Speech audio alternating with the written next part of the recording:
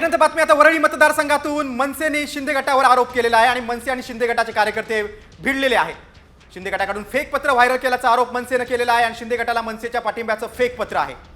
आणि आपण पाहतोय की वरळी हा मतदारसंघ जो आहे या ठिकाणी तिरंगी लढत दिसणार आहे आणि यात मनसेचे संदीप देशपांडे निवडणुकीच्या रिंगणात आहेत, तर शिंदे गटाकडून मिलिंद देवरा त्यांच्या समोर आहे आणि अशातच त्यांच्या कार्यकर्त्यांमध्ये राडा झालेला आहे।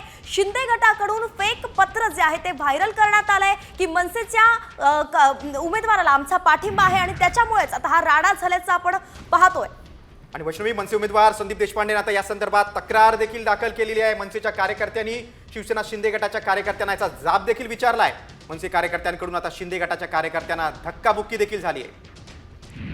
फेक पत्र व्हायरल होणं की मनसेचा शिंदे गटाच्या उमेदवाराला पाठिंबा आहे, यामुळे मनसे एकंदरीतच आक्रमक झालेली आहे।